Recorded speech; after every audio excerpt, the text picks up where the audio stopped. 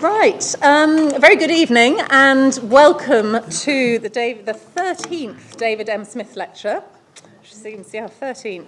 I'm Alison Blunt, I'm the head of the School of Geography, and I'd like to welcome you on behalf of the whole school to this lecture this evening. And a particular welcome to David and to Tracy and Eleanor. It's always wonderful to see you. And also to our speaker tonight, Dr. Tom Slater, who completed his BA in Geography at Queen Mary in 1998 and is now Reader of Geography at the University of Edinburgh. I'd particularly like to welcome all our other alumni who are here this evening, many of whom have been here for the reunion this afternoon as well, and some of whom have come particularly for this evening. It's really wonderful to welcome you back to Queen Mary, and lovely also to welcome anyone who's visiting Queen Mary for the first time, and all our other visitors for this evening's lecture as well. So we've had students with us today, former students from the 1950s, right through to those who graduated in June this year. So a wonderful span of people across many different years and sharing memories and recollections of studying geography, geology and environmental science at Queen Mary. And I hope all of you will be able to stay for the reception after the lecture. We're going to have drinks in the Octagon, so please do follow everyone, if you're not sure where that is, for drinks after the lecture. And a good chance again to catch up with old friends and make new ones. And as I said earlier on in the reunion events earlier on today, geography has a very long history at Queen Mary. It was first taught at the People's Palace in 1894, and the first honours degree from the University of London was awarded in 1923. And we're planning another reunion to celebrate our 125th anniversary in 3 years' time. So for all our alumni and future alumni between now and then, you'll be very warmly welcome back to Queen Mary to celebrate. And we're gathering reminiscences and photos, and again would welcome those from everybody who's able to contribute those. So the David M. Smith Lecture is one of the highlights of the school's year. The lectures were set up to honour and to celebrate David's work over many years at Queen Mary. David was appointed Professor of Geography at Queen Mary College, as Queen Mary University of London was then known, in 1973. He was head of department from 1981 to 85, and after that served as Dean for the Faculty of Social Studies. And David remained here until he retired and is now an emeritus professor. David's research on geography and ethics, geographies of well-being, and inequality and social injustice continue to be hugely influential both within and far beyond the discipline. David's research has spanned work in apartheid South Africa, East European cities, and conflicts over land and settlement in Israel and Palestine.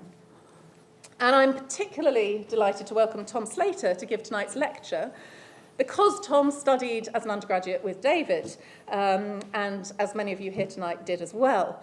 David's teaching and research has had a really long legacy in inspiring Tom, and particularly Tom's work on urban inequalities. Tom has written extensively on gentrification, including 2 co-authored books on this subject, published in 2008 and 2010, and also work on displacement from urban space, on territorial stigmatization, welfare reform, and social movements. And his work has been very influential. It's been translated into 8 languages, and Tom's given lectures in 18 countries on these subjects. So, on behalf of the whole of the School of Geography, I'm really delighted that Tom's giving our lecture tonight, and Tom's title is From Territorial Stigma to Territorial Justice, a Critique of Vested Interest Urbanism. Tom.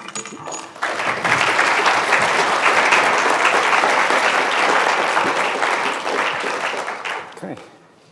Well, thank you for that very generous introduction, and thank you for the invitation to speak. I'm really delighted to be here. It's just a massive honour for me to deliver this very prestigious lecture, a very special day in my life, actually. And also just a lovely trip down memory lane today. One thing that was so clear was talking to undergraduates I met today, that ethic of care that this department had when I was here has just carried on, and it's just gone from strength to strength. I got a sense of energy and excitement from those students I met, and it doesn't surprise me at all. I'm going to start by sharing some memories as they're relevant to what I want to talk about this evening. So I arrived here at Queen Mary in September 1995 with absolutely no confidence whatsoever in my academic ability. My understanding of geography really didn't go much further than oxbow lakes and population pyramids. But the extraordinary scholars and teachers here quite simply changed my life. Like I know they've changed many lives. I sat in lectures given by Ray Hall, Roger Lee, Kathy McElwain, Miles Ogborn, Philip Ogden, and of course David Smith. And it was like being mentally electrocuted. It was like my brain was being geographically rewired every time I set foot on this campus. I was so inspired by everything that I remember almost running to the library right after lectures to hunt down various books and articles. Who does that? But I did. And I surprised everyone who knew me by immersing myself completely in a world of intellectual discovery. My time here was truly a geographical and also a political awakening. And I should add that this unusual behavior was nurtured. I was encouraged constantly by my teachers here. We were also encouraged to think about theories and concepts in the context of the communities that surround this university. And that was a very valuable lesson in that relationship between theoretical and empirical inquiry. And then there was this course and this book, Geography and Social Justice. If I remember correctly, David, the lectures were always on Monday mornings at 9 o'clock. Student attendance was inconsistent. I went to every single one. I was very proud of the fact I was always there in the front row because I loved it. Each week I tuned in to what David was saying, and it was conveyed with his delightful blend of gripping passion and enormous integrity. And it affected me quite profoundly. I wrote pages and pages of notes which I kept and now I treasure. It's a very busy book, this, and it was a very busy course. It was exhausting, but in a wonderful way. It covered many different theories of justice and the importance of thinking geographically about all of them. And it was brought to life by fascinating case studies. And I soon realized that this was as much an education in moral and political philosophy as it was in human geography. David was inspired throughout his career by the 1954 words of August Loesch, one of the great economists of locations and regions. And he famously said, Loesch, he said, "The real duty is not to explain our sorry reality, but to improve it." Now, Loesch was a very interesting character, actually. He also said that if his economic models did not conform to reality, then reality was wrong and needed to be changed. But I recommend going to look at August Loesch if you want to see beautiful academic writing with a lovely normative thrust. The book, The Economics of Location, just an absolute classic. I wish more economists would write the way that August Loesch did.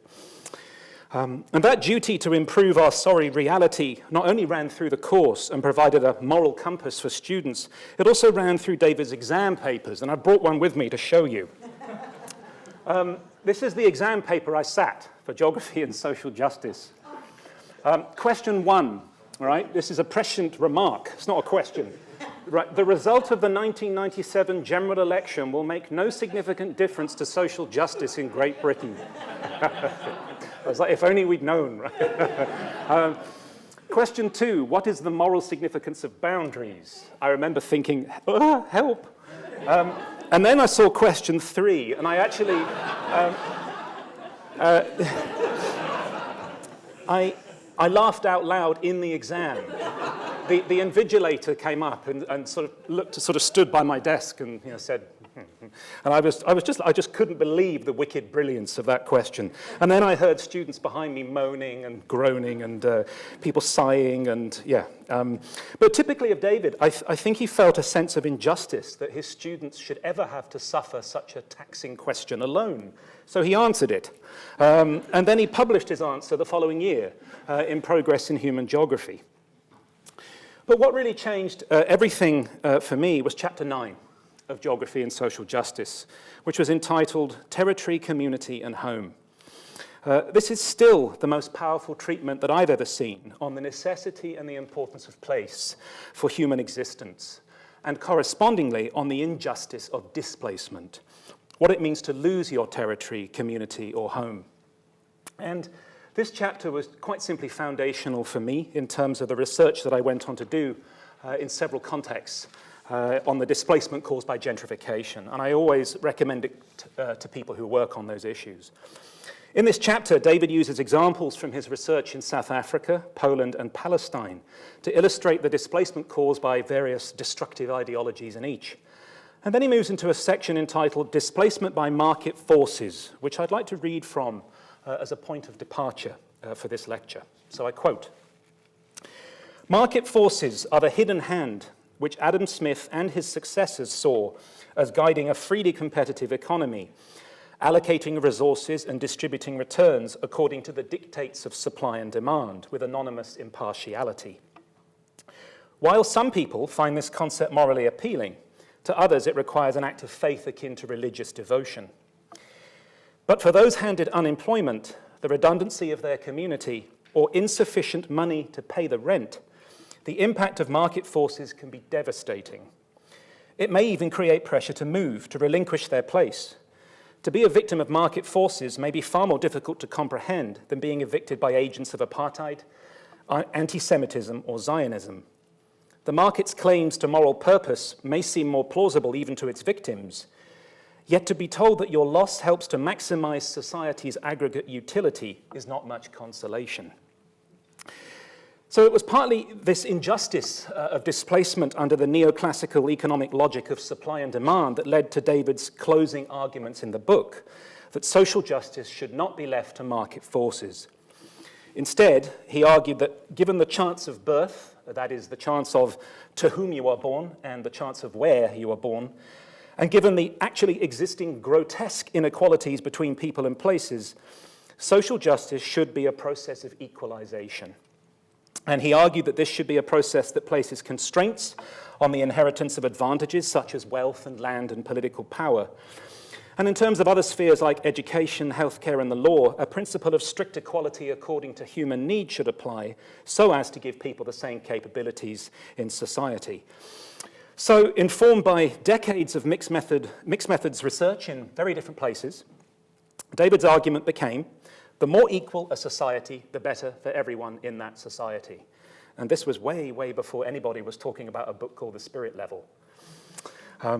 Crucially, David's work was also a geographical argument for social justice as spatial equalization. It was a critique of uneven development that recognized and respected that places are shaped by radically different histories and political structures, but also a critique anchored in a universal commitment to the equal realization of what is minimally required to be and to feel human.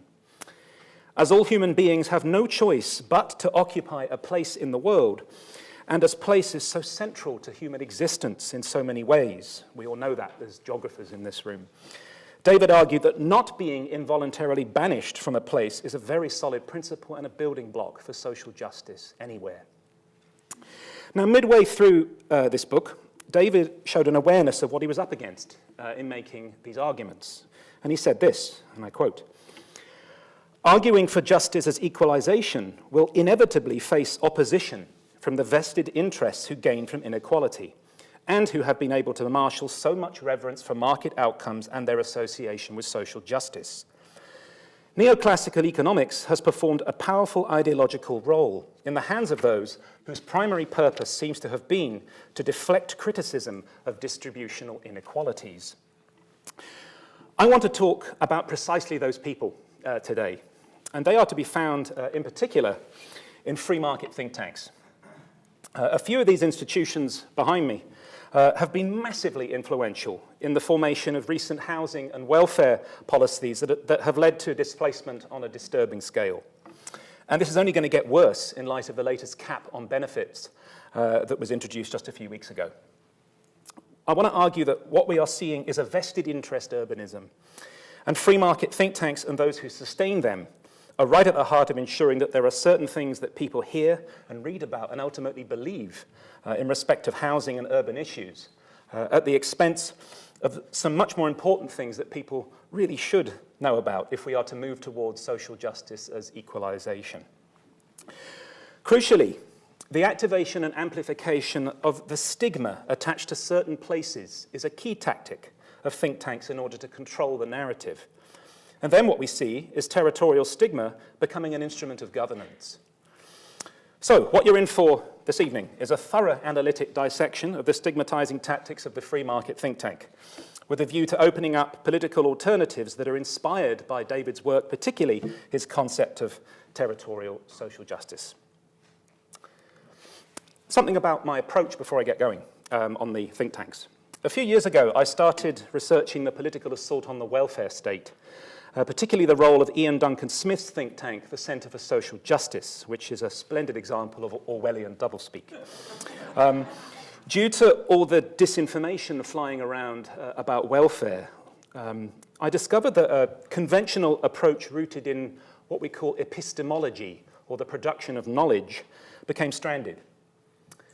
It seemed necessary to shift questions away from what people know about social issues towards questions about what people do not know, and why not.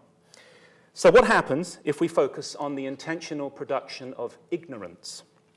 There's a word for this, agnotology, coined by Robert Proctor, a science historian. Now, Proctor's focus was on the tobacco industry's efforts to manufacture ignorance about the health hazards of smoking.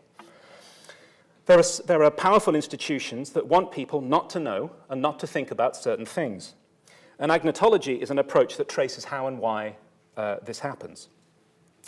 And I've found that it can be quite helpful to work with this approach, and it's been applied by others to many different topics, particularly climate change denial. There's a lot of research going on using agnotology to understand some of the disinformation circulating on climate change.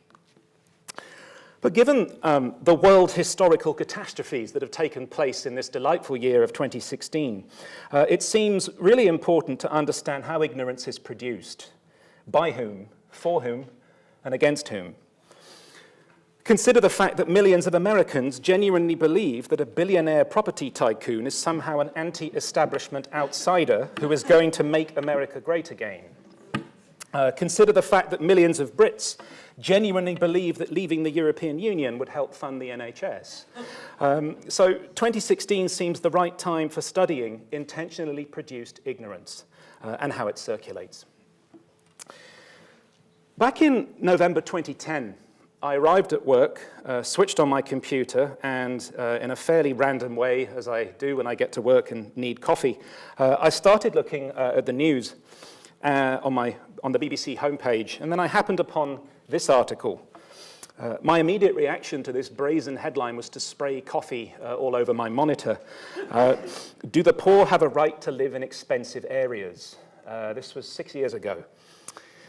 As I was cleaning my monitor, I thought about all my work on gentrification over the years, and I said out loud, do the rich have a right to colonize historically poor areas? And then I think I found something else to do in order to recover from this shock of seeing this article. It was written by a journalist called John Kelly at a time when the assaults on housing benefit were starting to sink in. Guiding the article was the populist belief that housing benefit should not give access to housing in neighborhoods which so-called hard-working tax-paying households cannot afford. The article included a side column written by somebody called Alex Morton of the think tank Policy Exchange. More on them in a minute. And here's what he said, I quote, "Any right for particular individuals would be based on government arbitrarily selecting certain people and taxing everyone else to pay the high costs necessary. It would mean treating one group of people much better than everybody else, which is why it offends a basic sense of fairness. Government should not take up time and energy working out how to select some lucky individuals who then receive overwhelming individual subsidy." So that was the view of Policy Exchange and somebody called Alex Morton. So it seems important to delve into these issues in detail without our minds being fogged by unctuous ruminations about what is fair and unfair to the taxpayer. Imagine if the headline was, "What makes certain neighborhoods so expensive?" Or "What makes lives within neighborhoods so unequal?" That's a rather different set of concerns. The key thing about this BBC article was what it didn't explain at all: the grotesquely high cost of rental housing that forces people to rely on housing benefit in order to stay put in the city. The article also failed to report that the number of people in paid employment claiming housing benefit was rising very dramatically and has actually continued to rise since this article was written to well over 1 million people. Also, and contrary to what Alex Morton would have us believe, the lucky individuals are not tenants, but the real beneficiaries of all overwhelming individual subsidies, landlords. If you think about it, it's the same in terms of employment. If somebody works full-time, yet still needs government assistance to make ends meet, it's actually their low-paying employer who's getting the state handout. On national radio the following day, Boris Johnson was asked about this when he was mayor, and he said this: "On my watch, you are not going to see thousands of families evicted from the place where they have been living and have put down roots." But that's exactly what's happened. The benefit cuts mean that many thousands of low-income people are no longer able to pay rent. In April 2015, it was revealed by reporters for The Independent that councils in London moved almost 50,000 families who had fallen into rent arrears out of the city between July 2011 and July 2014, sometimes at a rate of nearly 500 families a week. In many cases, families were moved to cities far, far away from their social networks in London. They were moved to Manchester, to Bradford, to Hastings, Dover, and Plymouth, among others. When this is considered alongside the latest cuts that have just been introduced, where the total welfare benefits a family can receive has been reduced yet again, a lot of the housing stock of southern England actually becomes unaffordable. This is a before and after welfare reform map produced by Shelter, showing the areas where a two-bedroom property is unaffordable for a couple with two young or same-gender children, before welfare reform on the left, and on the right after welfare reform, after this latest round of benefit cuts. As we can learn from feminist scholars in particular of housing and home, and also we can learn from the young mothers currently leading social movements against evictions in London, urban housing is about the right to lead a life in the city. Housing is literally about having a place in the world, and therefore it's absolutely central to human dignity, to community, to family, class solidarity, and life chances. But intersecting with draconian welfare reforms, housing policy has quite simply become the financial ruin and displacement of the poor.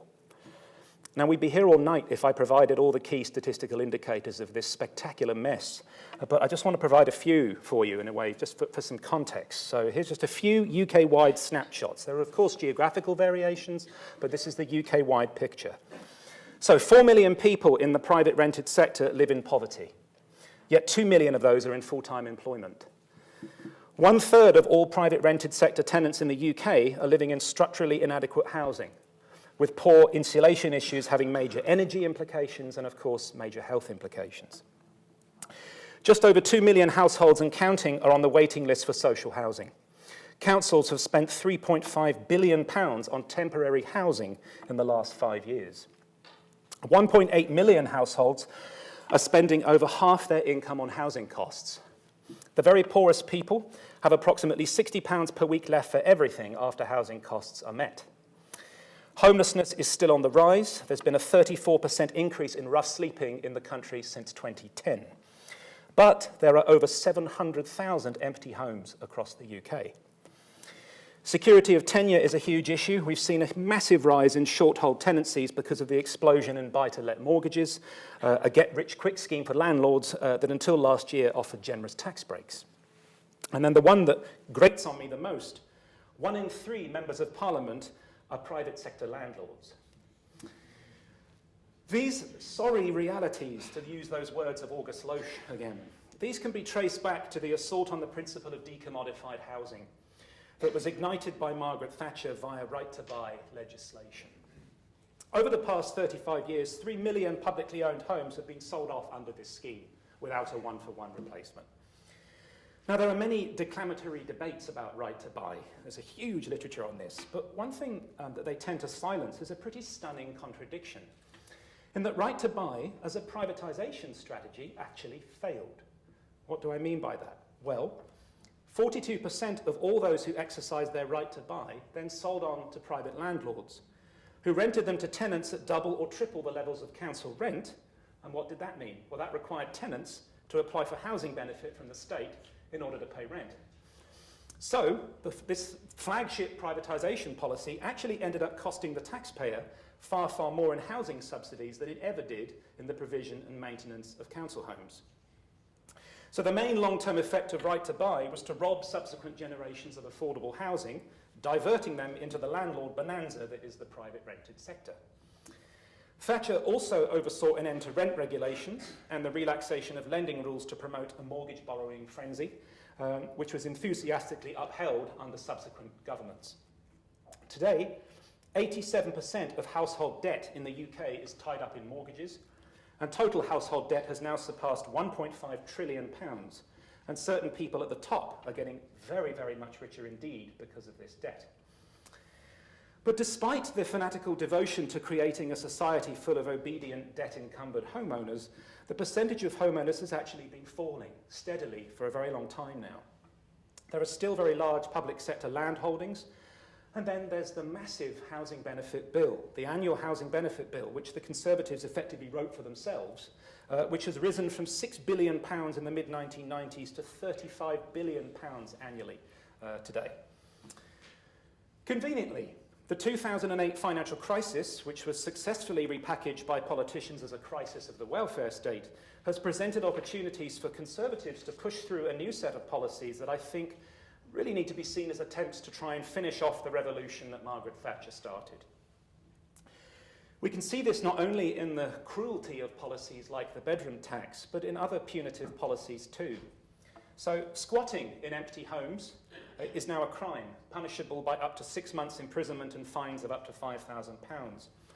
There was a bitter irony in terms of the first person who was jailed under this new law in 2012. He was an apprentice bricklayer living on a pittance in London whilst learning the craft of creating homes for other people to own. So the question then becomes, given this mess, who is doing all the ideological groundwork to normalise the explosion of debt and to defuse the scandal of high housing costs? Who is making the imposition of housing stress on very vulnerable people attractive to many voters who are not as vulnerable?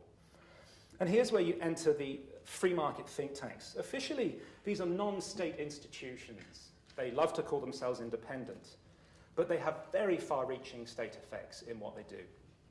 And I want to focus on one today, Policy Exchange. It was established in 2002 by 3 Conservative MPs who had backed Michael Portillo's campaign in the 2001 Tory leadership contest.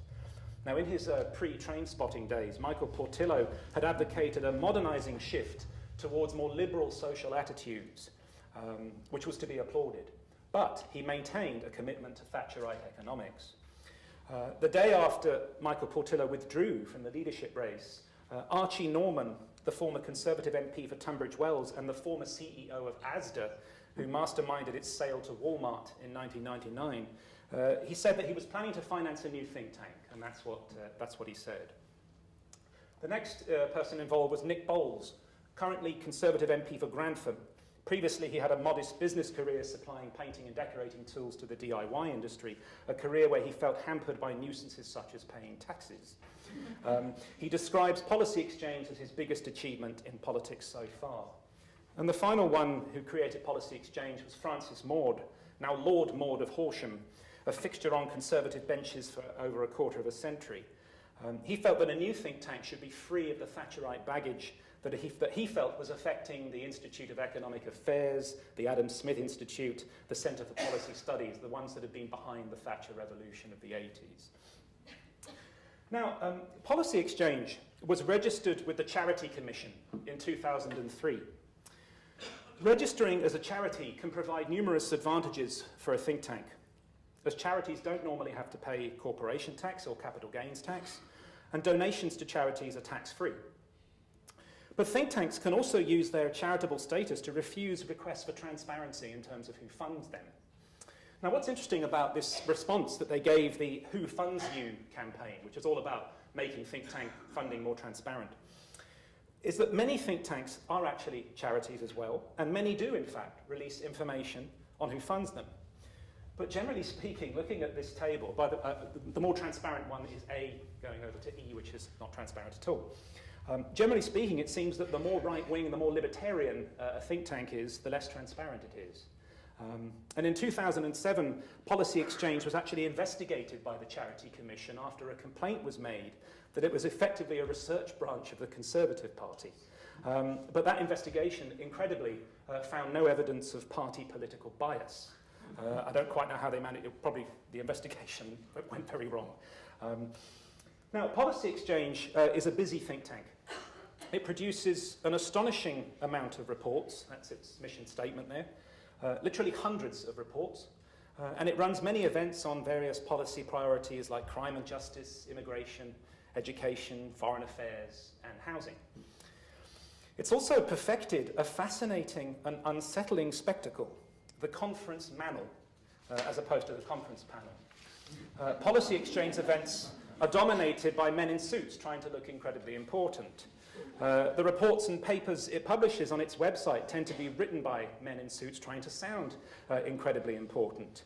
It's amazing. I couldn't find a single report on housing written by anybody female at this think tank. I want to focus on this report in particular, Making Housing Affordable, written by Alex Morton again, and published in 2010. Now, many of the proposals in this document very quickly became housing policy as we know it today, as did other things Alex Morton wrote, notably a report called Ending Expensive Social Tenancies. In December 2013, Alex Morton actually left Policy Exchange to become David Cameron's special advisor on housing policy, where he remained until Cameron quit earlier this year. Now, the Making Housing Affordable report argues that social housing of any form is a terrible disaster on many levels, but particularly because it makes tenants unhappy, it makes tenants poor, it makes them unemployed, and it makes tenants welfare dependent. Now, not only is this environmental determinism, it's also a reversal of causation. The reason people gain access to social housing is precisely because they are poor and in need. It wasn't social housing that created poverty and need in the first place. But here are just some of the things that Alex Morton says about social housing in order to denigrate it.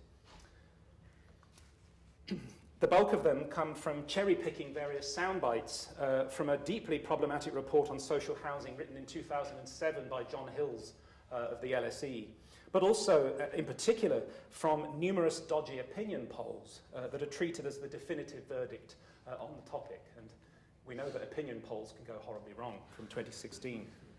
Now, having effectively argued that social housing is the scourge of British society, Alex Morton, he then goes on to propose what he feels are solutions to the housing crisis.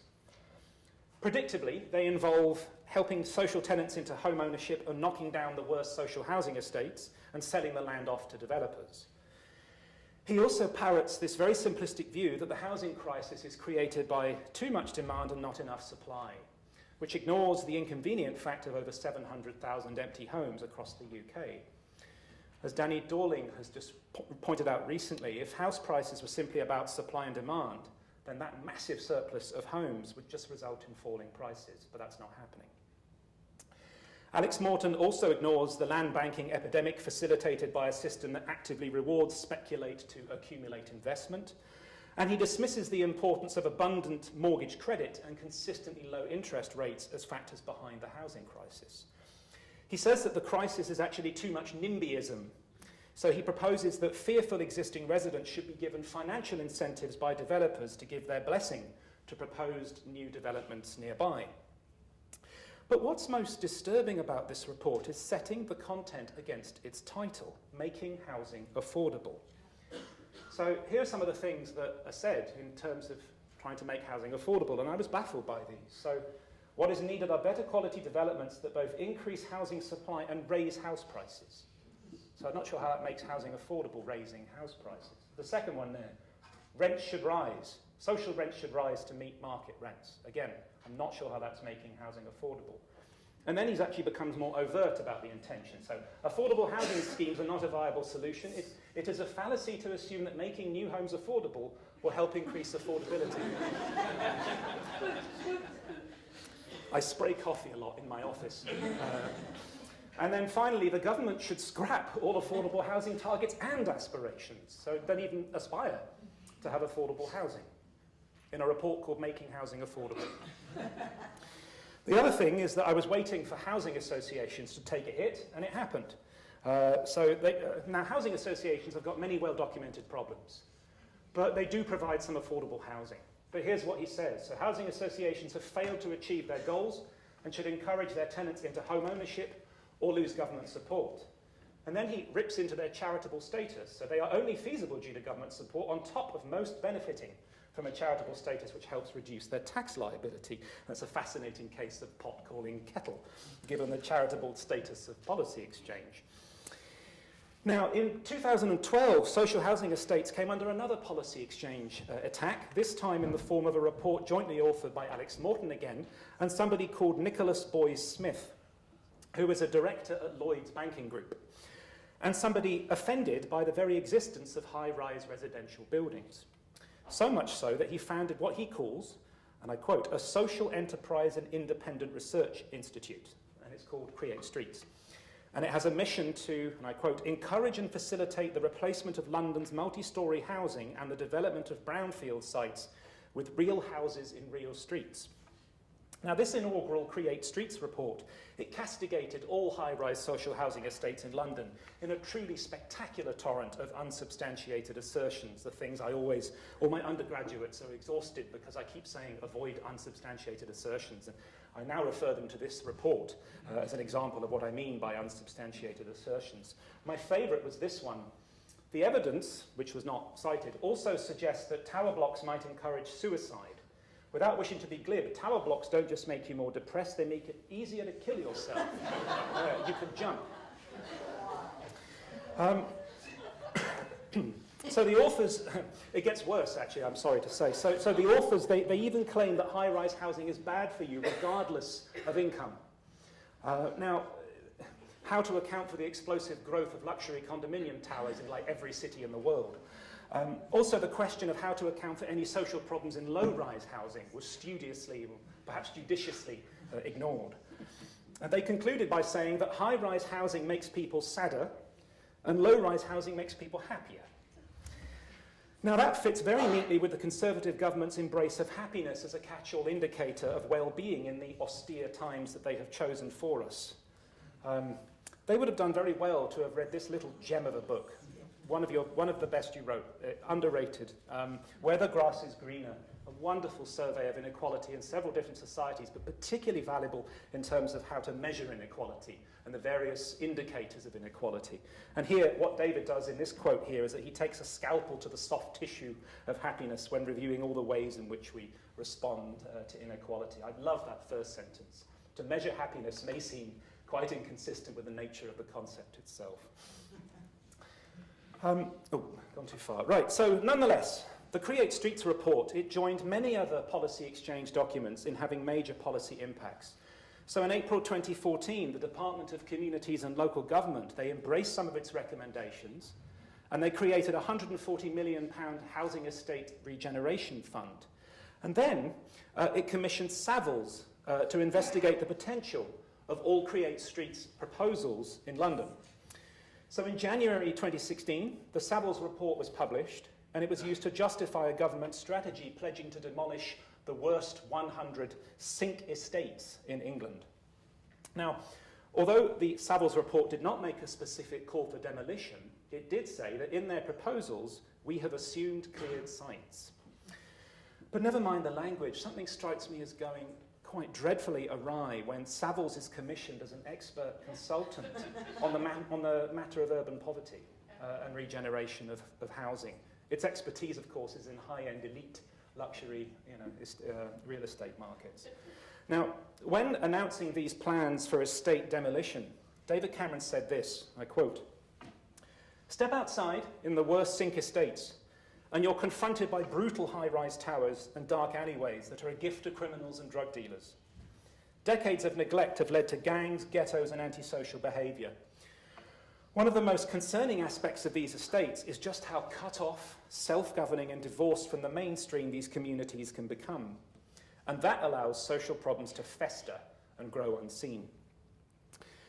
Let's think about this strategy of demolishing social housing estates and the logic undergirding it. And that logic is that people who live on these estates tend to be poorer and tend to be more troublesome than people who don't.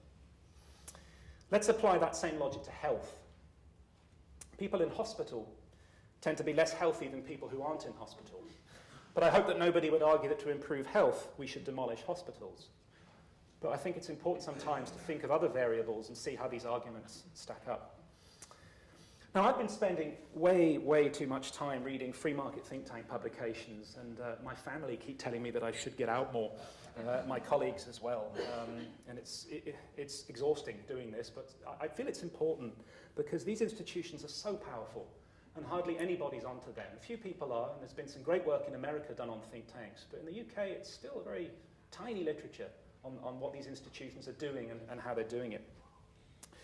The early free market think tanks, like the Institute of Economic Affairs and the Adam Smith Institute, they saw themselves as pioneers. If you like, they saw themselves as like the motorcycles ahead of the presidential car. But what's happened in recent years is that the newer think tanks have actually become the presidential car. So Policy Exchange and the Centre for Social Justice, to take an example, they are deeply political creations. They were started up and they were initially financed by politicians to advance their own agendas. And when you read all these reports that they produce, what's striking is the intensity of their belief, the zeal, the unwavering conviction. Jamie Peck has pointed out that these think tank writers, they love to portray themselves as lonely voices of reason, as people who are somehow on the losing side. But even though they shape and they sail with the prevailing political wind, they indulge in what I've called decision-based evidence-making, as opposed to evidence-based decision-making. But they make repeated claims of independence, of objectivity, lack of bias, and especially rigour. And in terms of housing, what they've done is that they've reframed a serious crisis of housing affordability as a crisis simply of housing supply, caused by too much state interference in the operation of the market. So viewed through an analytic lens of agnotology that I introduced earlier, we can see a complete inversion going on. So the structural and political causes of the housing crisis, so deregulation, privatization, and attacks on the welfare state, these things are then put forward by the think tanks as desirable and necessary remedies that will make us all richer and squash an intrusive state apparatus. Particularly striking is how territorial stigma is activated and amplified to try and procure consent for punitive policies. And I'm drawing here on some work that I've done in collaboration with the sociologist Loïc Vacon, and also on some brilliant work done by a sociologist at Lancaster University called Imogen Tyler, on what she calls the emergence of stigma power in Britain. Now, it's not a new development that certain parts of cities have negative reputations. For as long as people have been writing about cities, there have been parts of cities that have been portrayed in disparaging, negative terms. But what we've seen in the last decade or so is that certain housing estates, certain urban districts, they have come to be widely renowned and reviled as epicenters of self-inflicted and self-perpetuating destitution and depravity. The label ghetto is commonly hurled about to dramatize and denounce poverty, suggesting places ready to erupt in mayhem at any moment. There's also profound gendering going on. We see the portrayal of entire neighbourhoods or entire housing estates as full of single mothers scrounging off the state, unable to control their numerous rampaging children while the fathers are nowhere to be seen. It's always good to read the small print. This is the Daily Express commenting on the Centre for Social Justice and a report they did about how Britain is developing an epidemic of welfare ghettos full of teenage single mothers. And it says here, the welfare ghettos trap as many as 6.8 million people. And there's a child crying and a teenage mother. And it says, picture posed by model. And the same report got a coverage in the... and this photograph, whenever there's anything about poverty in a newspaper or on a mainstream media website, this photograph of a now demolished housing estate in Glasgow is used all the time. So when David Cameron gave a speech responding to the 2011 riots in urban England, he said this: "I don't doubt that many of the rioters out last week have no father at home. Perhaps they come from one of the neighbourhoods where it's standard for children to have a mum and not a dad," which I didn't think was biologically possible, but where it's normal for young men to grow up without a male role model looking to the streets for their father figures filled up with rage and anger. Another development is that when persons of power and eminence visit disreputable districts nowadays, it's not in the voyeuristic mode of the past, but it's like in a martial mode.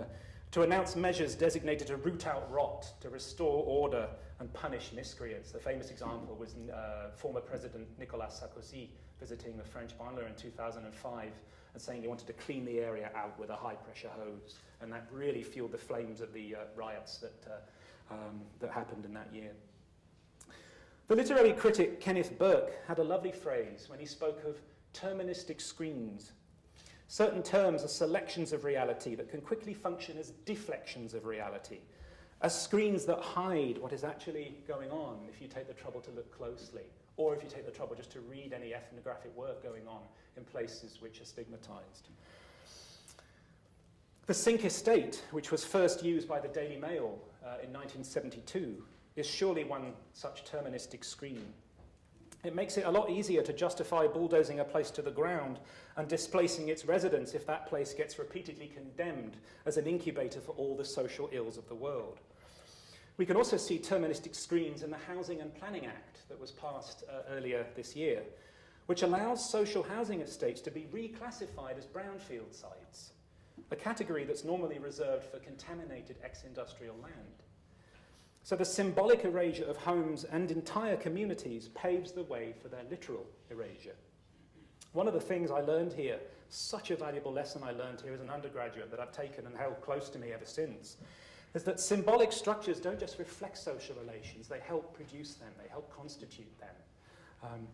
Another thing to point out is that further attacks on social housing and on the welfare state, they are likely to affect working class non-white women the most. This report came out from the Runnymede Trust a couple of days ago.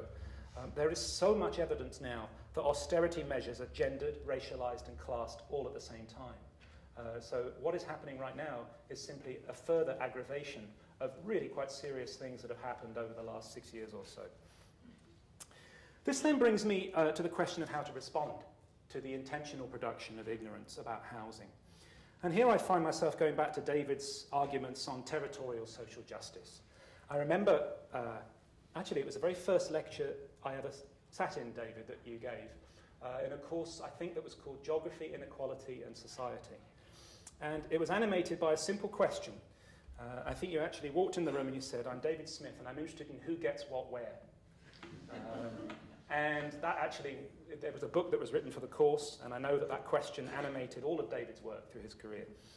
So, given the unequal spatial distribution of needs, resources and rights, with some places better served than others, territorial social justice seeks a more equal distribution. And it undergirds this argument for justice as equalisation that I mentioned earlier. So a housing policy that's wedded to territorial social justice would start by addressing the obvious problem of disinvestment in areas of social housing relative to other areas, and correct that by making sure that housing maintenance and public services in these areas are as good, if not better, as those in the wealthiest parts of town. And that's everything from education to childcare to healthcare to infrastructure. And that has to be wedded to the progressive interventions in employment that make the entry-level labour market less hostile. And all the organising work on the living wage done right here, that's so inspiring about this geography department, done right here. That work on the living wage is a shining example of the sorts of things that can be done in terms of justice as equalisation. An important short-term measure is rent regulation. I've been learning a lot from discussions with activists of the Living Rent campaign in Scotland, which has achieved amazing things. In under 2 years. It's not been going, it's just had its second anniversary. And it's resulted in the Scottish Government announcing rent controls in certain overheated local housing markets in urban Scotland. Now, the usual argument advanced by neoclassical economists is that if you had rent controls, landlords would all withdraw their properties from the market immediately, leading to a severe shortage of rental housing supply, so worsening the problem. But this is simply not supported by the evidence if you look at where, in countries like the Netherlands and in Germany, where rent regulation is well established. And also, if landlords are told that they can only charge £1,000 rent for a property, not the £1,200 that they want to charge, they're not all suddenly going to go on strike and forego the entire £1,000. And also, imagine if housing benefit was under a different kind of attack via rent control. Reducing private rents by just 1/5 would save £4 billion annually in housing benefit, and that money could then be used by councils to construct desperately needed affordable housing. And it was interesting that when the Living Rent campaign, they published an interview that they did with me. And what I tried to do in this interview was dispel some of the mythology that's so widely circulating on rent controls. What happened after this is that it went, I wouldn't say viral, but it circulated widely on Twitter. And then two people at the Institute of Economic Affairs got hold of it. And instead of engaging in a constructive debate, they felt it necessary to attack the entire discipline of geography, to which I respond with that. Sorry, I couldn't resist that. But if we're thinking about redistribution in the context of housing inequality, the question of land value becomes most crucial. Land value, this is created from collective social activities on the land, from the productivity of organisations and workers. A monumental problem, and this is something that lots of people don't know about, but it's such a huge problem. In England and Wales, the 1961 Land Compensation Act, it states that any uplift in land value should always flow to landowners. So right now, landowners are pocketing a total estimated of £9 billion of profit per year from doing absolutely nothing. So we're in this crazy situation where the rewards of rising land values in cities flow to the indolent. And that encourages rampant speculation, as we've seen, especially in London, for a long time. So the urban land market has become a place for very wealthy investors, especially investors from overseas, to park their money at an annual rate of return of around 10%. So speculation means that more and more capital is being invested in search of rents and in search of interest and asset pursuit and asset stripping, rather than invested in productive activity. Now, the neoclassical economists, they get upset when you point this out, but I think it's worth reminding them that even Adam Smith, the doyen of free market capitalism, he argued that England's landowners were a major barrier to increasing the wealth of the nation. And by grabbing and then bidding for land among each other, they were able to maintain high land prices and line their own pockets at everyone else's expense. John Stuart Mill, who was also rather partial to free market economics, he became so frustrated with the behaviour of landowners that he argued that they were not fit to play any role in what he called maximising aggregate utility. £9 billion per year from rising land values right now. That's a lot of money right there to house a lot of vulnerable people, affordably and securely. And what a contrast it would be to the current madness of the Housing and Planning Act, which gives £20 billion of taxpayers' money straight to big developers to build so-called starter homes. And for a starter home in London, I was interested to discover that you need a household income of £77,000 per year and a deposit of £98,000. So that's the current government definition of affordable housing. So if that isn't an upward redistribution of income from the masses to the lucky few at the top, then I really don't know what is. Now, there can be little doubt that Savills has a vested interest, to go back to my title, in assuming sites cleared of social housing in its regeneration plans that have been embraced by government. And the same goes for the corporations and individuals who are financing free market think tanks to attack the very idea of social housing and even the very existence of high-rise social housing estates, and attack the idea of housing subsidies, while simultaneously promoting land grabbing and house building by big developers. What gives these institutions such weight and what they reinforce is this extraordinarily impenetrable belief system in that high house prices is somehow good news for an economy. And you've got 99% of the press quoting think tank literature saying that the market will always work for owners and it will always work for borrowers no matter what. So it's very hard to get alternative views across given the media dominance of that kind of belief system. Now, redistributive and communal solutions, they tend to gain in popularity if the market is shown not to work in practice as well as shown not to work in theory. And I think there's a lot more work to do there by geographers and by other social scientists. And in that respect, I think that academics need to follow the examples that are being set by people like Debbie Humphrey, Loretta Lees, Kate Hardy, who was a student here, I believe, Paul Watt, Kirstine Payton. And they should keep up with what housing activists are doing. Should listen to their struggles, their stories, and look at what's going on and learn. I want to close now with some words from Geography and Social Justice. as they speak to the importance of thinking critically and normatively about housing issues. So I quote, "To deprive people of their territory, their community or their home would seem at first sight to be a heinous act of injustice.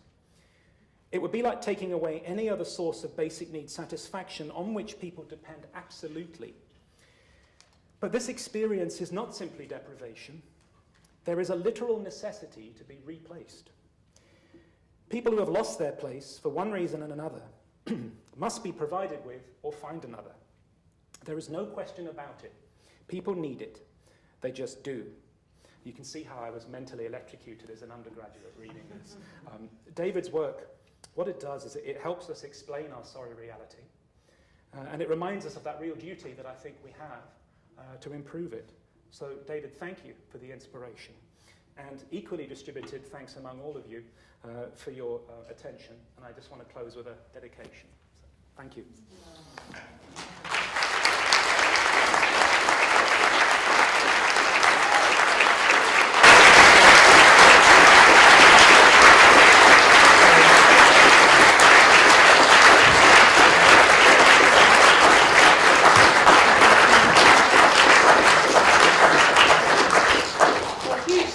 Tom for a really fantastic lecture.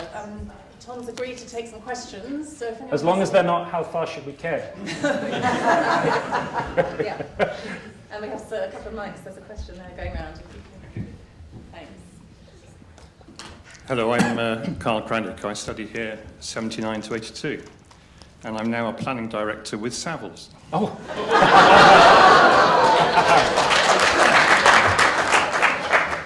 I thoroughly enjoyed the presentation, but I do think you should choose your targets with care, because Savills is obviously known and always will be known as the posh estate agent. Sure. That's a quarter of its business now, and it's involved in a wide range of other property consultancy. You could say it bats for both sides. We have an affordable housing team that numbers over 200 local authorities as its clients. Right.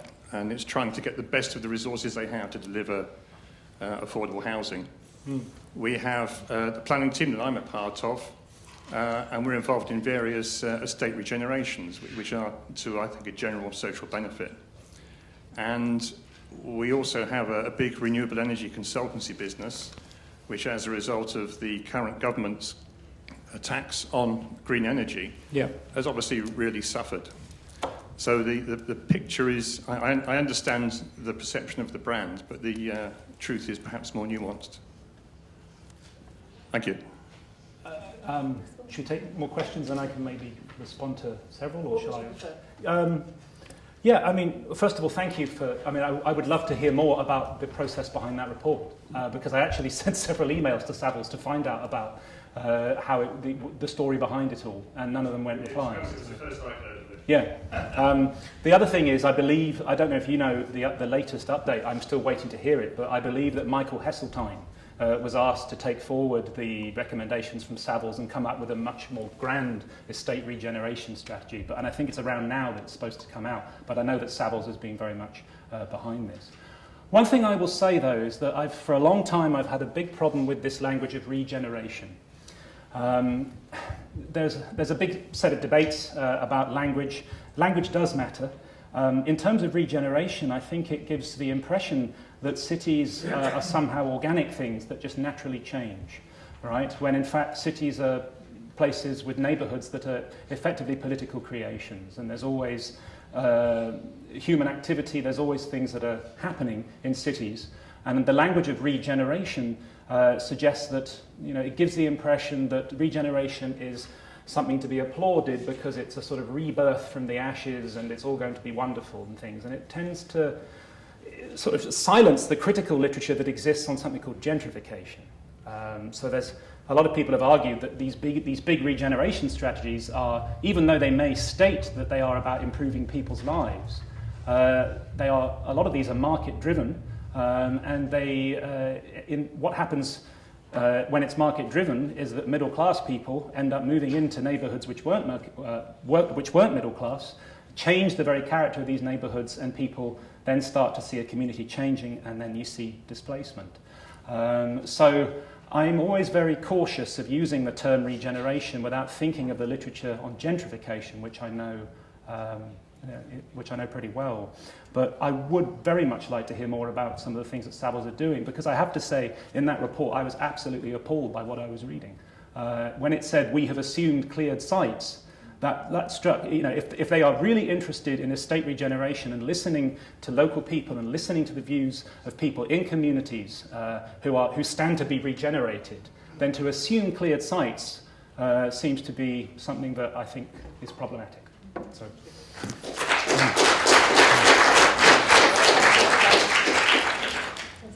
I probably won't need a microphone. Okay. I'm actually a teacher. I came in 86. 86. I'm a teacher in London. I'm happy since then. And I teach the Oval. Now, people think the Oval, think cricket ground, right, lovely. My kids all come from Sink Estates. Right. It is so good to hear that you actually debunk that, because I'm fed up of seeing newspapers that tell me the kids I teach are bad, sad, no dad, nobody's interested. It's a lot of rubbish most of the time. I really like seeing the stuff you did on Scotland, the living rent. We've lost so many children because their parents are cleaners in the city, or they work 3 jobs, and they cannot now afford the rents that are being imposed on them. We've got kids who are coming in from Kent because they're in their last year of schooling, and they're coming in, they're up at 5 in the morning to still come to school to finish their GCSEs.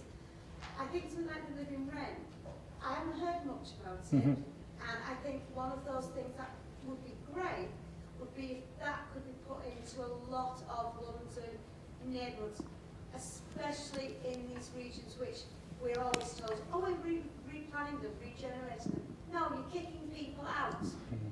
Yeah. Brixton has gone from being something that used to be multicultural to you go down on a Saturday, you go down on a Friday, you get your vegetables, and the whole Brixton village experience is full of particularly white people all coming in their 20s, 30s, professionals, coming for a meal and then going out. The local Afro-Caribbean community is being removed. Yeah. So I would like to see how you would suggest that you can move forward with something like the living rent and get it more to grow within London, and how you go about that. Okay. 2 things about the living rent campaign. Number one, it's very much a product of Scotland. So there is a completely different political landscape in the country where I live. And it's the Scottish National Party is by no means, I wouldn't describe it as a sort of social democratic party, and its agenda for too long has been simply an obsession with independence. But it does have a commitment to more progressive things, I think, and politically than are going on in England. So so that's number one. It's a product of its context. Number 2, the activists for the Living Rent campaign, they all were students who were finding that they could not pay rents in Edinburgh, pay rents in Glasgow. They were finding they were sick of having battles with landlords who were ripping them off or not doing maintenance and things. So what they decided to do is, first of all, stage a rent strike. So they got together and they simply didn't pay rent. And then they got evicted, but then they raised huge awareness of this, particularly among politicians. So they went to local councillors and they made sure that they were really annoying politicians to the point where the politicians had to listen to them. That was actually the phrase that was said when I talked to the main person who runs that campaign. So now, whether this is politically possible in the city where we are right now, I don't know. In Northern England, I know there is some momentum, and they are excited about some conversations they're having with housing activists in Newcastle. You see, there is such a belief, even among people on the left, that rent controls are a terrible thing that destroy an economy. I've heard people who I think write good things about housing in The Guardian say that, rent controls just makes a disaster even worse. Well, actually, if they look really closely at some of the evidence, That's not the case. So the third thing that Living Rent do is they have a website which is a clearinghouse of information about where rent controls have worked and where they haven't worked. So there have been cases where rent controls have actually been deleterious to economies, and they are clear why that's happened. But thank you for your question. There's a question up there. Yeah. No, sorry, just behind you. Then we'll come to you next. That's right. Michael Edwards, UCL, and Just Space Network. I enjoyed the lecture hugely. I just wanted to say that although things are definitely rosier in Scotland, London is not without its oppositional movements. Sure. It's not without its campaigns that are trying to do the sorts of things that you're talking about, defend estates, prevent displacement, fight for rent controls and so on. And I do recommend that people look at the website of Just Space, which is a network of activist groups in London that is doing all this, and take an active part in the decision-making that's going on in London at the moment, because the new Mayor of London's first manifesto statement about what the London plans are going to be like is out for consultation, and the consultation closes in about 10 days' time, 10th of December. There's a very important document published yesterday, which is a supplementary planning guidance on housing, which has a big section in it about so-called living rent, but it's actually a kind of hire purchase scheme as far as we can see. And, you know, this needs people to read and digest these documents and write in and object and make proposals and try and change things. But, you know, there are some avenues for doing that, and the more people like Queen Mary Geographers do it, the better. Yeah. They have an honourable record of that. Thank you, great. And then there's another question. Yes. Sorry, the microphone's coming. Yeah. It wasn't really a question, it was a response to Savills over there. I'm Debbie Humphrey, I do research. I've talked to a lot of people on regenerated housing estates. I know a lot of other people have done research on it. And I wanted to say the most scary thing about Savills is not that they're the posh estate agent, but that they're getting involved in regeneration. Basically, what the research has shown is that regeneration causes a net loss of social housing. It basically puts rents up, it puts public land into private ownership or private management. This puts up service charges. Leaseholders are compulsory purchased and they have to move out of London. People who come, when they know they're going to regenerate estates, councils start issuing temporary tenancies so that then they have no right to return on the estate. Basically, I'm afraid the fact that Savills, I'm really scared that they're kind of capturing this discourse and saying, look, yes, we're the kind of heroes of affordable housing, because actually I think it's exactly what you're talking about. It's a veil over, you know, the fact that it's hiding the fact that land is being put from public to private hands, and it's going to push more people out of London and make housing more unaffordable. Thank you. Thank you. Yeah.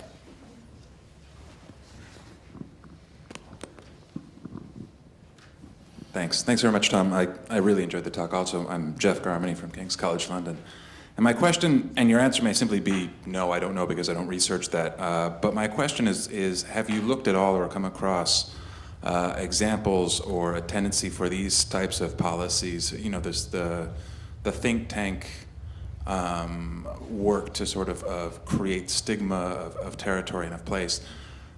Is this a policy or an idea that's transferring internationally? And the reason that I ask is because I do work in Brazil, and for example, this is, you know, I think like a lot of countries in, say, whatever, in context elsewhere, the problems, or let's say the problems that a think tank like this would, or think tanks confront here in London are totally different. I mean, they're not creating, they don't need to create stigma of a place. It's actually the exact opposite case, that they sort of need to undo the stigma of these places in order to incentivize gentrification in these areas. And so what I'm curious to know, in your experience, have you come across, or are you seeing this as like an international policy that's sort of being sold to the rest of the world, much like in the private security industry or things like this? Here's a policy that you can apply, simply change the whatever, some of, you know, X, Y, and Z, and all of a sudden you can do this. I wouldn't say in terms of territorial stigma and sort of, think tanks talking to each other and say, look, if you do that, it's amazing what you can achieve. I haven't seen evidence of that. What I have seen, when I talked about housing demolition, I should say that whenever a free market think tank says we should bulldoze social housing, they always give the example of Chicago. They always say, look at, what was it called, Hope 6, the housing policy that totally changed the landscape of that city. Now, Hope 6, all kinds of sort of before and after surveys were done of varying quality.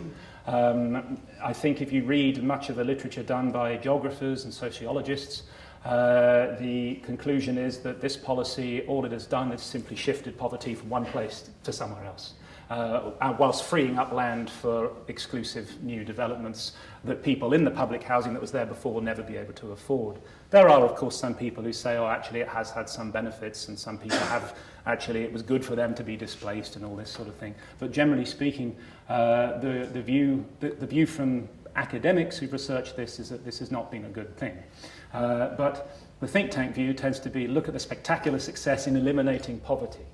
Right? So if you bulldoze a load of housing and shift people off that land, and then you get the census data a few years later, suddenly it's not as poor anymore. And that's the sort of evidence that they use to say that this is something that is a wonderful thing. Look what happened in Chicago. Let's do this. Let's take these ideas and think about the deconcentration of poverty.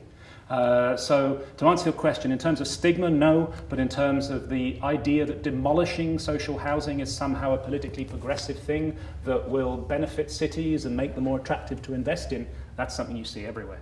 Yeah. I think we've got time just for 2 more questions. There's one here and one up there, so thank you. Thank you. My name's Emma Denkade. Hello, Tom. And I'm a councillor in Kensington, Chelsea, and Savile are doing some very valuable work, I'm sure, in North Kensington. One of my ward, Golborne Ward, up near Trellick Tower, is the Joint Poorest Ward in London, which will surprise some people. So if trickle-down worked, we wouldn't have any poor people in my ward, and we have, and they're actually getting poorer while they're slowly but surely nibbling away and gentrifying. And one estate in the middle of my ward that actually some of Michael's students have written about was the first post-war estate to be developed. From my point of view, we have a very Tory council. I'm not one of that persuasion.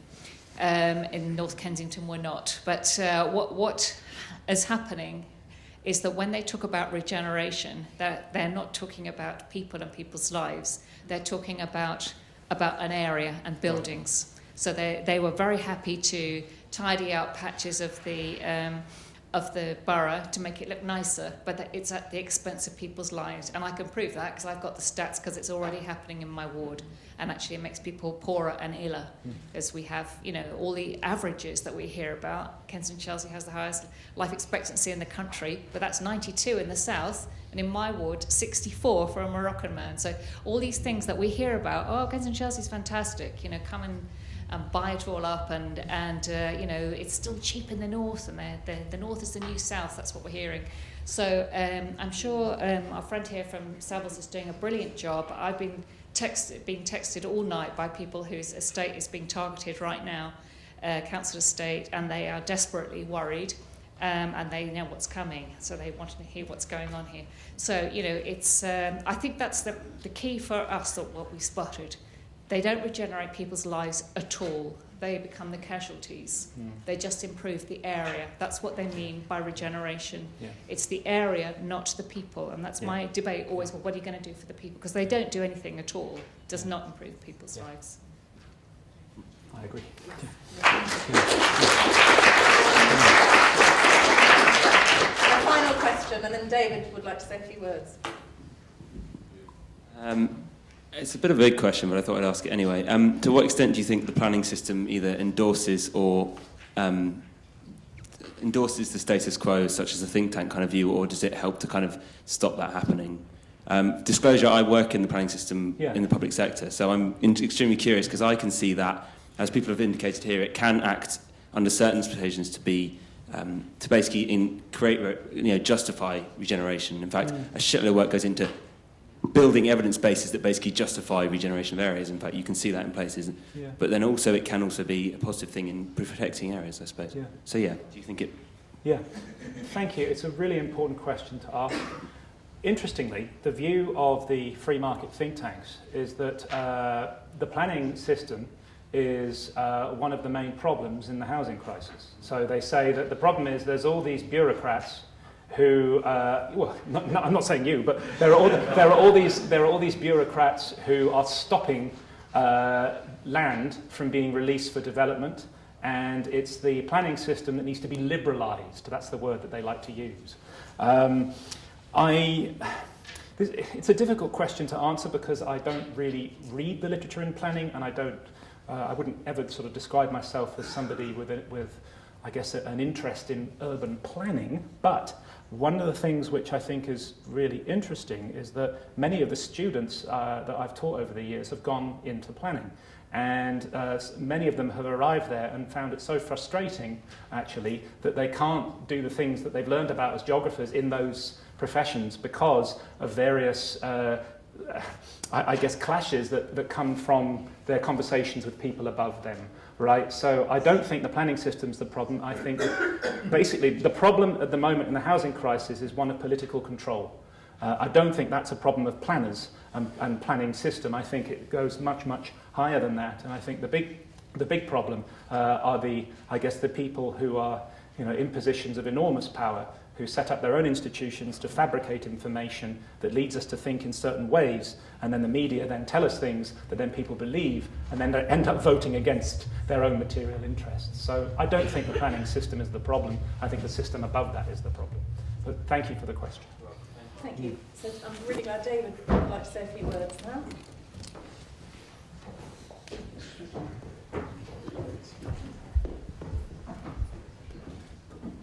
I don't usually speak on these occasions, but I have 3 reasons to do so this evening, so I hope you'll indulge me just for a few minutes. This is a special occasion. First, it's the first reunion the department has ever organised.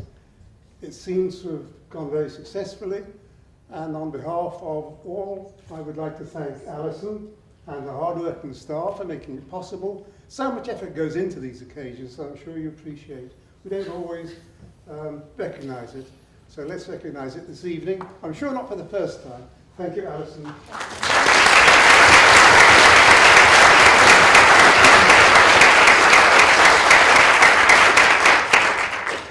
Second, this is a special occasion for another reason. Tom. Tom is the first person who has confessed to being a student of mine to give one of these lectures.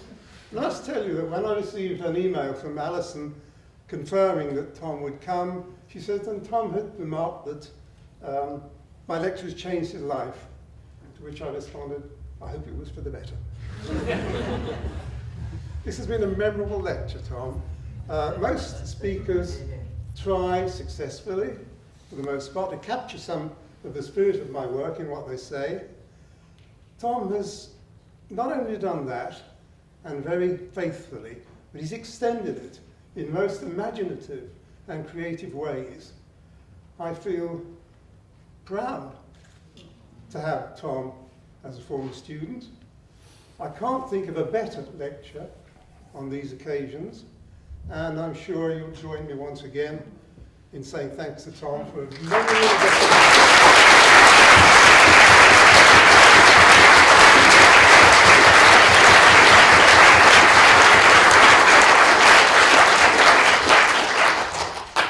Third, on a rather different, perhaps more somber note, I don't think this occasion should go by without us remembering she who gave the first of these lectures 12 years ago. I refer, of course, to Doreen Massey, who sadly died earlier this year. Many of us will have memories of Doreen. Many of us will have been influenced by her work. And I remember one occasion in particular when I had returned from 7 years overseas, steeped in the welfare approach, and I gave a seminar somewhere, I can't remember where it was now, and it was 1974 probably, and I laid out the welfare approach as I then understood it, and when question time came, up popped Doreen and gave me a withering critique. The gist of it was I hadn't given sufficient attention to class. Sound familiar? I thought about it, thought she had a point, went home, and began reading Marx. And the subsequent work was the better for it, as was the final welfare book and subsequent work. It doesn't need me to say anything more about Doreen's magnificent contribution to progressive geography. So I'll conclude with the hope that her spirit has been well received in the socialist paradise to which it has no doubt risen. As we used to say back in the day as radical geographers, right on, Doreen, right on.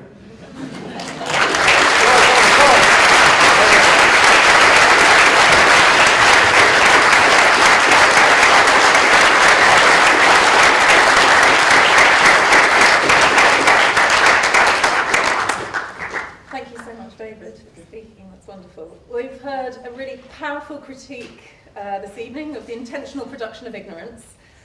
David's teaching and research, and Tom's teaching as well, I'm absolutely sure, as well as your research and your really wonderful lecture tonight, are really fantastically inspiring examples of the need for conceptual and empirical rigour that's required to understand, to not only understand, but also to challenge social and spatial inequalities. So a very big thank you to David, and a really huge thank you for Tom for a wonderful lecture this evening. So thank you.